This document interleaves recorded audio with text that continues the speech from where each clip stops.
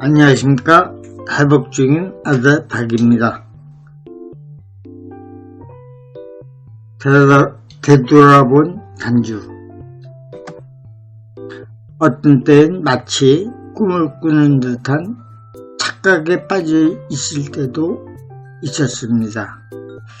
40여 년을 술에 빠졌던 나였는데 이렇게 맑은 정신으로 사람들과 이야기를 하다니. 술을 마실 땐 이렇게 순진한 내가 아니었습니다.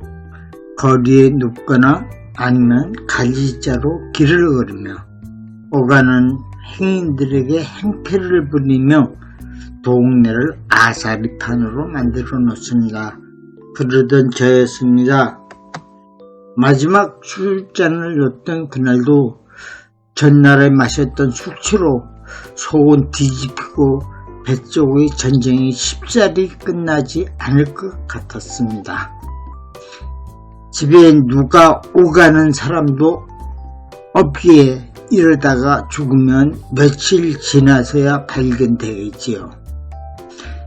이제는 술 안 먹고 잘하고 있으니 복지관에서 생활복지사를 보내줍니다. 말벗도 해주고 만들기, 원예치료 등 술을 안 마시니 많은 이들이 관심을 가져줍니다. 이렇듯이 내가 쌓아놓은 벽이 무너지기 시작했습니다. 술로 인해서 외부와 단절되었던 벽이 무너지면서 술로 인해 버림받았던 내가 여동생과 다시 만나게 되었습니다. 이 여동생은 술로 무너진 나를 일으켜 세우려고 무던히도 애를 쓰던 동생이었습니다. 나를 술을 끊게 하려고 구미까지 데려다가 금오산을 비롯해 동해안을 배경으로 추억도 만들어 주었습니다. 하지만 처음 3, 4개월은 단주 생활이 잘 되었던 것 같았고 또한 그렇게 했습니다. 구미에 있을 땐 용돈이 없었습니다. 객지에서 돈이 없으니 호주머니는 빈털터리고 삶의 낙이 떨어지고 힘은 없어지고 양쪽 어깨가 땅에 닿듯이 지쳐서 마치 환자 같았습니다. 그래서 생각해낸 것이 휴대폰으로 충전해서 결제하는 방법을 알아냈습니다. 처음엔 숨어서 마시던 술이 그렇게 맛이 있던지 세상이 내 것이 된 것이 뛰면서 좋아라 했습니다. 그 순간은 조절 음주가 가능했습니다. 왜냐하면 동생에게 들키는 날에는 난리가 나니까요. 이런 망각 속에 빠져서 들키지 않으려고 별짓을 다 했습니다. 그런데 이젠 새벽에 밖을 나가는 것입니다. 어제 마시던 술이 생각이 났기 때문입니다. 이때가 조절 음주가 끝나기 시작할 무렵인 것 같았습니다. 숨겨두었던 술병이 바닥이 날 무렵 머리에서 수많은 생각들이 싸우고 있었습니다. 더 마실까 안 마실까, 아니면 그만 마시고 공원 한 바퀴 돌고 집으로 가서 아침을 먹을까였습니다. 결국엔 더 마시기로 결정하고 나면서 동생에게 발각이 되었습니다. 들킬 것인데 술만 마시면 집으로 돌아가는 버릇이 있었기 때문입니다. 그날도 술을 깨고 들어가면 들키지 않을 수도 있지 않았을까 후회가 되기도 하였습니다. 그날은 없었으면 좋겠습니다. 매제가 지켜보는 가운데 온갖 찬소리를 퍼붓는 것이었습니다. 술은 이것은 마실지 안 마실지의 문제가 아니었습니다. 아주 옛날 것부터 현재 것까지 총동원하여 퍼붓는 것이었습니다. 어머니 살아계실 때 잔소리처럼 하는 거였습니다. 전 동생 집을 떠나고 싶었지만 좀 더 잡아놓을 심상이었나 싶었는지 나가라 소리는 하지 않더군요. 하지만 난 달랐습니다. 여동생의 소나기에서 벗어나고 싶었습니다.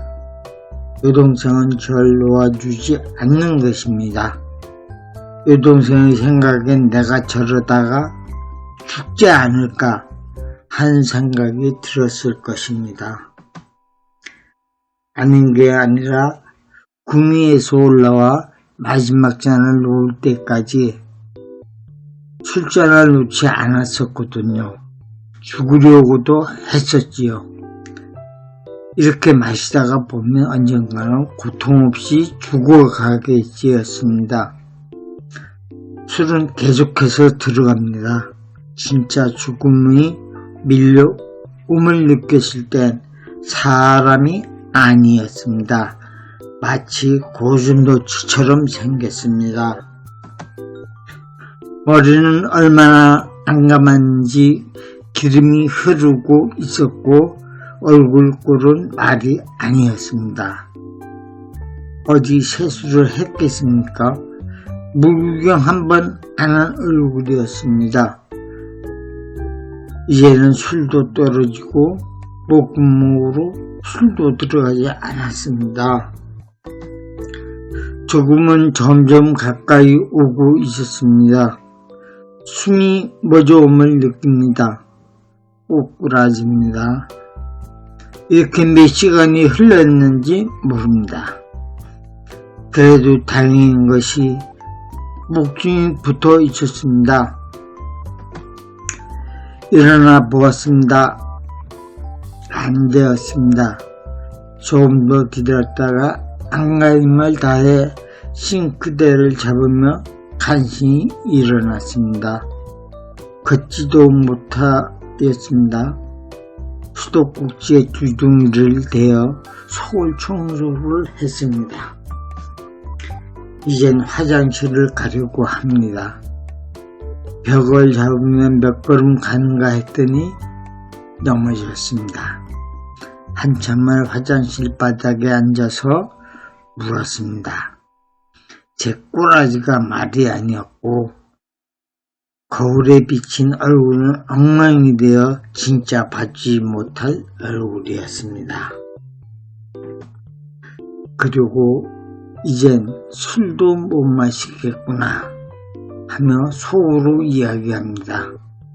이젠 진짜 술을 더 마시면 죽는다는 말을 하며 조금씩 일어나기 시작하여 먹을 것을 찾기 시작했습니다. 라면 한 봉지를 찾아냈고 냄비에 라면을 끓였습니다. 입에서 받지 않는 것을 억지로 밀어 넣었습니다. 살려면 어쩔 수가 없더라고요. 언제는 죽는다 말해놓고선 막상 죽으려고 하니 무서워졌습니다.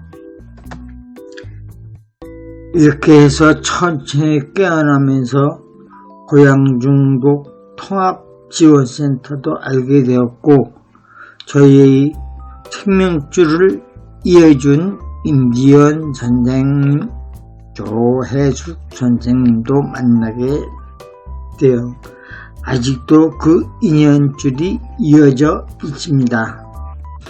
이것이 근시안적으로 치료되는 것이 아니고 목숨이 다하는 그날까지 그 연을 이어갈 끈이 이루어져야 한다는 것입니다.